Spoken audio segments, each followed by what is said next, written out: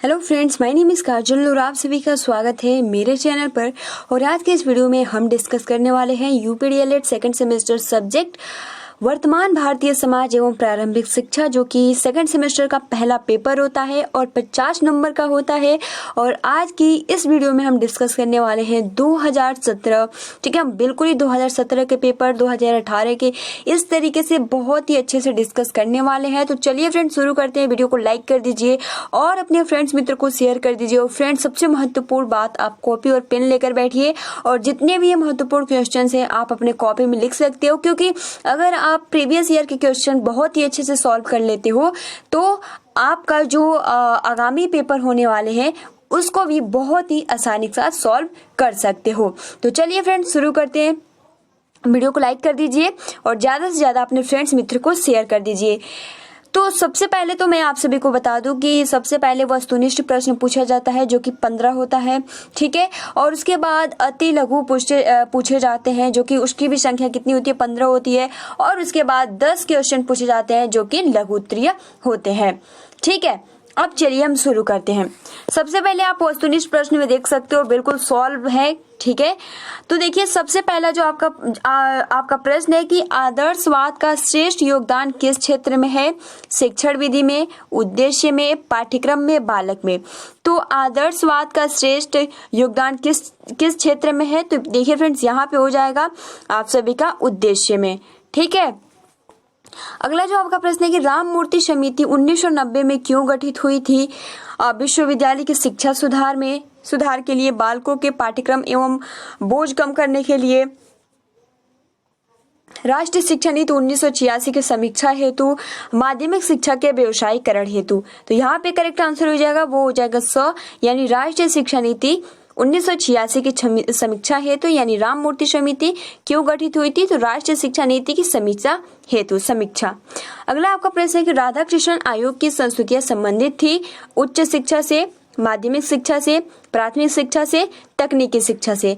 तो राधा कृष्णन आयोग की संस्तुतियां संबंधित थी, तो वो हो जाएगा करेक्ट उच्च शिक्षा से, ऑप्शन नंबर और यहाँ पे करेक्ट आंसर हो जाएगा। फोर्थ आपका प्रश्न है कि उड का आज्ञा पत्र प्रकाशित हुआ 19 जुलाई 1854 को, 2 फरवरी 1835 को, 24 नवंबर 1839 को, 7 मार्च 1835 को। तो उड का आज्ञा पत्र प्रकाशित हुआ था तो 19 जुलाई 1854 को, ऑप्शन नंबर और यहाँ पे राइट आंसर हो जाएगा। फिफ्थ आपका क्वेश्चन है कि निषय दंड सिद्धांत किसने दिया था?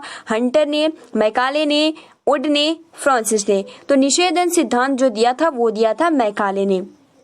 6 आपका प्रश्न है कि मैकाले ने अपना प्रतिवेदन प्रस्तुत किया था। आप देख सकते हो किस तरीके से प्रश्न पूछे जाते हैं, तो इसलिए बहुत ही अच्छे से आप सभी को वर्तमान भारतीय समाज या कोई भी सब्जेक्ट हो बहुत ही अच्छे से पढ़ना होगा, ठीक है, तभी आप सभी का अच्छा मार्क्स आएगा। तो इसलिए आप बहुत ही अच्छे से नोट्स बनाइए और डेली पढ़ते रहिए, ठीक है। तो मैकाले ने अपना प्रतिवेदन प्रस्तुत किया था तो सन 1835 में। 7 आपका प्रश्न है कि वैदिक शिक्षा का प्रमुख संस्कार था उपनयन संस्कार, उपसंपदा संस्कार, प्रौजा संस्कार, बिस्मिल्लाह संस्कार। तो वैदिक शिक्षा का प्रमुख संस्कार था वो था उपनयन संस्कार। 8 आपका प्रश्न है कि प्रारंभिक शिक्षा प्रारंभ होती है शैशवावस्था से, बाल्यावस्था से, किशोरावस्था से, युवा अवस्था से। तो प्रारंभिक शिक्षा प्रारंभ होती है तो यहाँ पे देखिए बाल्यावस्था से करेक्ट आंसर हो जाएगा। 9वां आपका प्रश्न है कि शिक्षा स्वस्थ शरीर में स्वस्थ मस्तिष्क का निर्माण करती है, यह कथन किसका है? स्वामी विवेकानंद, स्वामी दयानंद, अरस्तु का, राजाराम मोहन राय का। तो फ्रेंड बिल्कुल ही हमने कई बार इसको डिस्कस किया है, अरस्तु का। शिक्षा का प्रमुख उद्देश्य है शारीरिक विकास, मानसिक विकास, सर्वांगीण विकास, सामूहिक विकास। तो फ्रेंड शिक्षा का प्रमुख उद्देश्य है वो है सर्वांगीण विकास, ऑप्शन नंबर यहाँ पे 100 करेक्ट आंसर हो जाएगा। बालक का मस्तिष्क कोरी स्लेट की तरह है, यह कथन किसका है? रूसो का, एडम्स का, नन का, अरस्तु का। तो बालक का मस्तिष्क कोरी स्लेट की तरह, यह कथन जो है ये रूसो का है, ऑप्शन नंबर और यहाँ पे राइट हो जाएगा। मदरसों में शिक्षा का माध्यम था अरबी, उर्दू, फारसी, संस्कृत। तो मदरसों में शिक्षा का माध्यम था वो था फारसी, ऑप्शन नंबर 100। वैदिक कालीन शिक्षा संबंधित है रामायण से, वेदों से, कुरान से, बाइबल से। तो वैदिक कालीन शिक्षा संबंधित है तो यहाँ पे करेक्ट आंसर हो जाएगा, वो हो जाएगा वेदों से। किंडरगार्टन प्रणाली के जन्मदाता कहे जाते हैं फॉरवेल, मॉन्टेसरी, रूसो, हर्बर्ट। तो किंडरगार्टन प्रणाली के जन्मदाता कहे जाते हैं वो कहे जाते हैं फॉरवेल, ऑप्शन नंबर और यहाँ पे राइट आंसर हो जाएगा। लास्ट बहुविकल्पीय क्वेश्चन है कि पांडिचेरी में किस महान शिक्षा शास्त्री ने आश्रम की स्थापना की? महात्मा गांधी, स्वामी विवेकानंद, आचार्य विनोबा भावे, श्री अरविंद घोष ने पांडिचेरी में महान शिक्षा शास्त्री आश्रम की स्थापना की थी। तो ये थे कुल 15 क्वेश्चन जो कि 15 नंबर के होते हैं। ठीक है, अब देखिए अति लघु स्टार्ट होता है जिसमें आपका भी 15 होता है, जिसमें आपका पहला प्रश्न है कि पाठशाला को बाग, शिशु को पौधा और शिक्षक को माली कहने वाले विचारक का नाम बताइए। तो इसका जो राइट आंसर हो जाएगा वो हो जाएगा फॉरवेल, यानी पाठशाला को बाग, शिशु को पौधा और शिक्षक को माली कहने वाले पहले विचारक का नाम जो है वो है फॉरवेल। प्रयोजनवाद किसमें आस्था नहीं रखता है? तो प्रयोजनवाद जो है वो ईश्वरीय सत्ता में आस्था नहीं रखता है। शिक्षण विधि के जनक है सुकरात। ठीक है, अगर हम प्रश्नोत्तर विधि के भी बोले तो सुकरात ही होते हैं। प्रकृतिवाद को दूसरे किस नाम से जाना जाता है? तो प्रकृतिवाद को भौतिकवाद के नाम से भी जाना जाता है। फॉरवेल ने किंडरगार्टन कब प्रारंभ किया था? तो 1839 में फॉरवेल ने किंडरगार्टन आरंभ किया था। समाज के प्रमुख कार्य लिखिए। तो समाज के प्रमुख कार्य समाज बालकों के लिए शिक्षा संस्थानों की स्थापना करती है और उन संस्थानों को चलाने के लिए उनकी वित्तीय सहायता करती है। देखिए फ्रेंड्स, इससे आप देख सकते हो कि जो आपके अति लघु क्वेश्चन है मात्र 2 लाइन में इसको पूरा कर दिया जा रहा है। तो आप इसी तरह आप अपने कॉपी में लिखिएगा, ठीक है, क्योंकि 1 नंबर का होता है तो ज्यादा लिखने की आवश्यकता नहीं होती है। तो देखिए समाज के प्रमुख कार्य यही होता है कि समाज बालकों के लिए शिक्षा संस्थानों की स्थापना करती है, उन संस्थानों को चलाने के लिए उनकी वित्तीय भी सहायता करती है। मूल्य का अर्थ क्या है बताइए? यानी मूल्य शब्द का शब्दकोशीय अर्थ है। इसका जो डिफिनीशन हो जाता है, व्यक्ति या किसी वस्तु का ऐसा गुण जिसके कारण वो महत्वपूर्ण, सम्मानीय तथा उपयोगी सिद्ध हो जाए, उसे ही हम मूल्य। ठीक है, 23 आपका प्रश्न है कि बाल अपराध के प्रमुख बिंदु कितने प्रकार का होता है? गरीबी, भूखमरी, अशिक्षा, उचित वातावरण का न मिलना, जागरूकता। ये सभी क्या है? बाल अपराध के प्रमुख बिंदु है, तभी तो बाल अपराध वो करता है ना। अगला जो आपका प्रश्न है कि कलकत्ता मदरसा किस सन में खोला गया था? तो सन 1781 में प्रथम गवर्नर जनरल वॉरेन हेस्टिंग्स द्वारा कोलकाता मदरसा खोला गया था। 25 आपका क्वेश्चन है कि बनारस संस्कृत कॉलेज कब और किसके द्वारा प्रारंभ किया गया? तो सन 1791 में जो नयाल ढक्कन के प्रयासों से बनारस संस्कृत कॉलेज प्रारंभ किया गया। मैकाले ने अपना विवरण कब प्रस्तुत किया था? तो 2 फरवरी 1835 को अपना विवरण प्रस्तुत किया था मैकाले ने। उड का घोषणा पत्र के आधार पर कंपनी ने शिक्षा नीति कब घोषित की? तो उड के घोषणा पत्र के आधार पर कंपनी ने 19 जुलाई 1854 को अपनी शिक्षा नीति घोषणा की थी। 28 आपका क्वेश्चन है कि निरौपचारिक शिक्षा के विभिन्न साधनों में किस आयु वर्ग के लिए अधिक दबाव डाला गया था? तो आयु को कोई बंधन नहीं होता है। ठीक है, निरौपचारिक शिक्षा के विभिन्न साधनों में किस आयु वर्ग के लिए अधिक दबाव डाला गया? तो इसमें आयु का कोई भी बंधन नहीं होता है। शिक्षा के व्यक्तिगत और सामाजिक उद्देश्यों का समन्वय आवश्यक है, क्योंकि शिक्षा व्यक्ति की खुशी और राष्ट्र कल्याण के लिए। यह कथन किसका है? तो यह कथन प्लेटो महोदय जी का है। प्राथमिक शिक्षा कब प्रारंभ होती है? तो बाल्यावस्था, जिसमें आपका 6 से 12 वर्ष तक अभी बहुविकल्पीय प्रश्न में अभी हमने जस्ट डिस्कस किया। तो ये तो कुल थे आपके अति लघु क्वेश्चन जो कि 15 थे। ठीक है, और हम बहुत ही जल्दी डिस्कस कर रहे हैं ताकि ज्यादा टाइम ना लगे। अब देखिए यहाँ से आपका लघु उत्तरीय स्टार्ट हो रहा है जो कि 10 क्वेश्चन होते हैं। तो इसमें सबसे पहला जो प्रश्न है कि माध्यमिक शिक्षा आयोग के अध्यक्ष कौन थी? इसकी नियुक्ति कब हुई? देखिए बस केवल क्या लघु उत्तरीय प्रश्न है ना। अब यहाँ आप सोचेंगे कि हम क्या लिखें, इसमें तो 50 वर्ड में लिखना होता है। कुछ नहीं करना है, जब पूछे केवल और केवल प्रश्नों को देखिए। सबसे पहले पूछा है कि अध्यक्ष कौन है और इसकी नियुक्ति कब हुई, तो बस हम अध्यक्ष का नाम बता देंगे और इसकी नियुक्ति। इसमें ज्यादा टाइम वेस्ट करने की आवश्यकता नहीं है। अगर कहा होता कि हाँ माध्यमिक शिक्षा आयोग के बारे में थोड़ा विस्तार से बताइए, तब हम 1 से 2 लाइन लिखेंगे। बट जब यहाँ बस केवल और केवल पूछा है कि माध्यमिक शिक्षा आयोग के अध्यक्ष कौन है और इसकी नियुक्ति कब हुई, तो केवल और केवल नाम और कब हुआ, यानी जो इसके अध्यक्ष थे डॉक्टर लक्ष्मण स्वामी मुदालियर थे और इसकी नियुक्ति जो हुई थी वो 23 सितंबर 1952 को हुई थी। ठीक है, बहुत ही महत्वपूर्ण क्वेश्चन है माध्यमिक शिक्षा आयोग के अध्यक्ष और इसकी नियुक्ति। तो इसकी जो शिक्षा के आयोग जो इसके अध्यक्ष थे वो मुदालियर थे और नियुक्ति 23 सितंबर 1952 को हुई थी। हंटर कमीशन की विशेषता क्या है? हंटर कमीशन आयोग ने शिक्षा का उत्तरदायित्व तो भारतीयों को देने का सुझाव दिया, जिससे देश में राष्ट्रीय चेतना जागृत हुई। ठीक है, अब देखिए उड के घोषणा पत्र के 4 दोष लिखिए। उठ के घोषणा पत्र के 4 दोष कौन कौन से हैं? सरकार को सौंपकर शिक्षा को पूरी तरह राज्य के अधीन करके उस पर नौकरशाही आधिपत्य स्थापित कर दिया। और दूसरा जो दोष था, भारतीय लोगों को इस उद्देश्य से शिक्षा देने से कि ब्रिटिश शासन को मजबूत बनाने से सरकार को सहयोग दे सके। तीसरा जो था कि भारतीयों को व्यावसायिक शिक्षा देने का उद्देश्य भारतीयों को सरकार का स्वामी भक्त बनाना था, इससे भारतीयों को विशेष लाभ न पहुंच सका। चौथा, भारतीय भाषाओं का शिक्षा के माध्यम के रूप में आंशिक रूप से स्वीकार तो किया गया, लेकिन अंग्रेजी ही शिक्षा का माध्यम बनी और देसी भाषाएं जो थी वो विलुप्त हो गई, यानी खत्म हो गई। तो ये थे उड़के घोषणा पत्र के 4 दोष, जो कि हमने बहुत ही अच्छे से डिस्कस किया था। मैकाले को भारतीय शिक्षा का अग्रदूत माना जाता है, लिखिए। तो मैकाले को भारतीय शिक्षा का अग्रदूत माना जा सकता है। पहला, वह पहला अंग्रेज विद्वान था जिसने प्राच्य और पाश्चात्यवाद जो भी विवाद था उसको समाप्त किया। और दूसरा कि मैकाले के यूरोप पत्र ने भारत के लिए प्राच्य और पाश्चात्य ज्ञान विज्ञान के द्वार खोल दिए। और आप सभी को पता है कि प्राच्य और पाश्चात्य क्यों विवाद हुआ था, क्योंकि जो भारत के लोग थे वो चाहते थे कि हमारी जो भी शिक्षा यानी जो भी हमारी संस्कृति है उसी के आधार उसी भाषा में पढ़ाया जाए, लेकिन जो अंग्रेज थे वो कहते थे कि आपका शरीर और मन तो भारतीय, शरीर जो रहेगा वो भारतीय रहेगा, लेकिन जो मन रहेगा, थिंकिंग रहेगी, सोच रहेगी, वो बिल्कुल अंग्रेज रहेगी। तो इसी पे विवाद हुआ था, ठीक है। अब देखिए तीसरा जो पॉइंट कहता है कि अंग्रेजी शिक्षा ने भारतीय जनता में समानता, स्वतंत्रता और बंधुत्व की भावनाएं उत्पन्न करके उनमें राजनीतिक जागृति उत्पन्न की। यदि भारत में अंग्रेजी शिक्षा प्रादुर्भाव न हुआ होता तो भारत में स्वतंत्रता संग्राम कभी न छिड़ता। तो ये था मैकाले को भारतीय शिक्षा का अग्रदूत माना जाता है। तो 35 आपका प्रश्न है कि मिशनरी स्कूल की विशेषताएं लिखिए। मिशनरी स्कूल क्या है? तो कक्षा शिक्षण प्रणाली प्रारंभ करने का श्रेय इन्हीं को जाता है और आधुनिक शिक्षण विद्या का प्रयोग किया जाता है और प्राथमिक स्कूलों में शिक्षा का माध्यम भारतीय भाषाएं थी।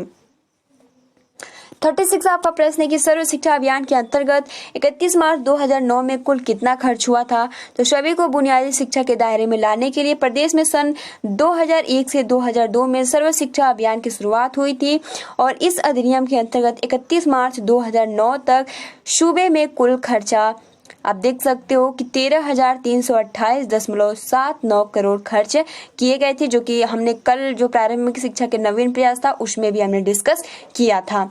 ठीक है कि 2009 तक कुल कितने खर्च हुए थे प्रारंभिक शिक्षा में। तो सेम यही आपका क्वेश्चन है। और देखिए वर्तमान, क्योंकि जो आपका वर्तमान भारतीय है और प्रारंभिक शिक्षा है, इस तरीके से क्वेश्चन रिलेट करके जैसे कि आपका बाल विकास है अधिगम मिलता जुलता है, तो उसी प्रकार आपका वर्तमान भारतीय समाज और प्रारंभिक शिक्षा के नवीन प्रयास, तो इसलिए क्वेश्चन मैच कर रहा है। अब देखिए अगला जो है कि 37 की बाल अपराध कब और किसने निर्धारित किया? जब किसी बच्चे द्वारा कोई कानून विरोधी या समाज विरोधी कार्य किया जाता है तो उसे किशोर अपराध या बाल अपराध कहते हैं। कानूनी दृष्टिकोण से बाल अपराध 8 वर्ष से अधिक तथा 16 वर्ष से कम आयु के बालक द्वारा किया गया कानून विरोधी कार्य है, जिसे कानूनी कार्यवाही के लिए बाल न्यायालय के सक्षम उपस्थित किया जाता है। और भारत में बाल न्याय अधिनियम 1986 के अनुसार 16 वर्ष तक की आयु के लड़कों को एवं 18 वर्ष की आयु की लड़कियों के अपराध करने पे बाल अपराध की श्रेणी में सम्मिलित किया गया है। यानी आप कह सकते हो कि 18 से 16 वर्ष जो बालक होते हैं वो बाल अपराध की श्रेणी में आते हैं और जो 18 वर्ष की आयु की लड़कियां होती है वो भी बाल अपराध की में सम्मिलित की जाती है। बाल अपराध की अधिकतम आयु सीमा अलग अलग राज्यों में अलग अलग है। इस आधार पर किसी भी राज्य द्वारा निर्धारित आयु सीमा के अंतर्गत बालक द्वारा कानूनी विरोध कार्य बाल अपराध है। अगला जो आपका 38 प्रश्न है कि राष्ट्रीय एकता प्राप्त करने हेतु साधन बताइए। तो राष्ट्रीय एकता के विकास हेतु हम विद्यालय में 3 तरीकों को अपना सकते हैं, जो अग्र प्रकार देख सकते हो कि राष्ट्रीय एकता प्राप्त करने हेतु साधन कौन कौन से हैं?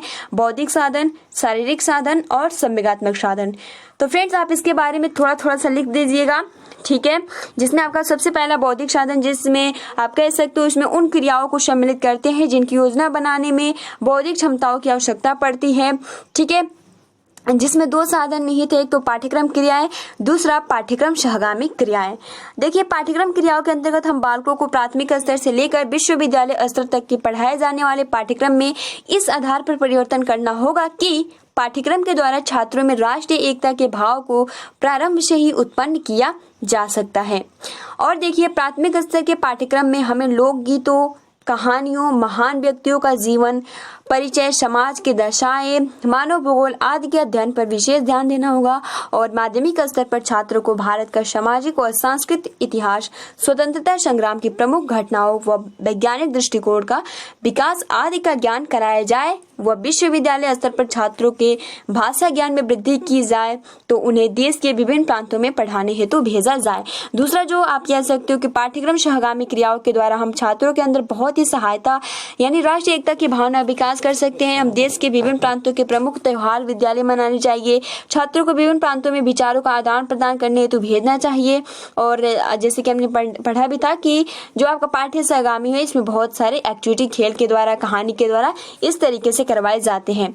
दूसरा जो पॉइंट है वो है शारीरिक साधन, यानी इसमें हमें विद्यालय में छात्रों को इस प्रकार की शारीरिक क्रियाओं को करने के अवसर प्रदान करने होंगे जो बालक में देश प्रेम का भाव उत्पन्न करा सके। उदाहरण के लिए एनसीसी द्वारा अनुशासन का गुण उत्पन्न करना, राष्ट्रीय सेवा योजना द्वारा सेवा भाव उत्पन्न करना, स्काउटिंग गाइडिंग द्वारा देश प्रेम व मानव सेवा का भाव उत्पन्न करना। उसी प्रकार देखिए संवेगात्मक साधन में राष्ट्रीय एकता का स्थापित करने की आधारशिला संवेगात्मक एकता है और छात्रों को उचित संवेगों का प्रशिक्षण विद्यालय वातावरण में दिया जाना चाहिए।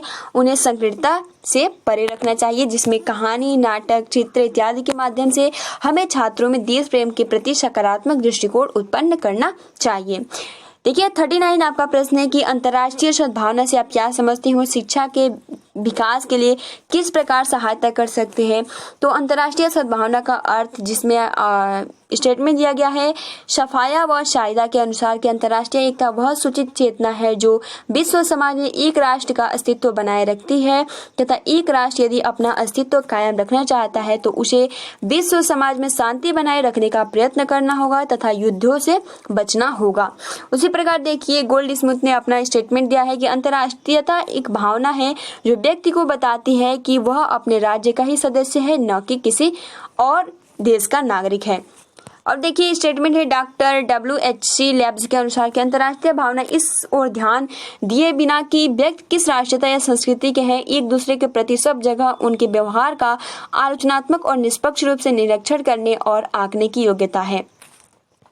अब देखिए यहाँ की शिक्षा द्वारा अंतर्राष्ट्रीय सद्भावना का विकास किस प्रकार होगा। तो यूनेस्को ने अंतर्राष्ट्रीयता के लिए शिक्षा के संबंध में विद्यालयों में सामाजिक विज्ञान को माध्यम बताते हुए निम्न सिद्धांत प्रस्तुत किए। पहला, सामाजिक अध्ययन द्वारा छात्रों को नागरिकता का प्रशिक्षण दिया जाएगा। वो कक्षा, विद्यालय तथा समाज ही इस शिक्षण को देने हेतु प्रयोगशाला का रूप लेगी। दूसरा पॉइंट ये कहता है कि यह विश्व छात्रों को विश्व के प्रमुख अंगों के बारे में जानकारी देगा। तीसरा पॉइंट कहता है कि छात्रों के अंदर आवश्यक मनोवृत्तियों व कौशलों का विकास करना। चौथा पॉइंट कि वर्तमान विश्व में सभी समस्याओं में रुचि लेने हेतु छात्रों को प्रेरित करना। पांचवा पॉइंट जो कहता है कि छात्रों को तर्क, निर्णय व आलोचनात्मक शक्ति का विकास करना। छठा पॉइंट कहता है कि भूगोल के अध्ययन द्वारा छात्रों को प्राकृतिक संपदा का ज्ञान कराना व खाद्य समस्या की उन्हें जानकारी देना। सातवां पॉइंट कहता है कि विभिन्न धर्म, जाति, संस्कृति के आधार पर तथा आर्थिक आधार पर पाए जाने वाली विभिन्नता को दूर करना और एक समुदाय का दूसरे समुदाय से संबंध बताना। तो फ्रेंड्स ये तो था आपका 39। लास्ट आज का क्वेश्चन है कि मूल्य की परिभाषा क्या है। मूल्य के लिए अंग्रेजी शब्द वैल्यू का प्रयोग किया जाता है। वास्तव में यदि हम इस श्री यानी वैल्यर से बना है, ठीक है। वैल्यर शब्द का लैटिन भाषा में अर्थ है योग्यता, उपयोगिता, उत्तमता, कीमत, महत्व, जिसके द्वारा कोई वस्तु लाभदायक या सम्मान योग्य बनाती है। इस प्रकार मूल्य शब्द का शब्दकोशीय अर्थ है कि व्यक्ति या किसी वस्तु का ऐसा गुण जिसके कारण वह महत्वपूर्ण, सम्मानीय तथा उपयोगी सिद्ध हो जाए, उसे ही हम क्या कहते हैं, मूल्य कहते हैं।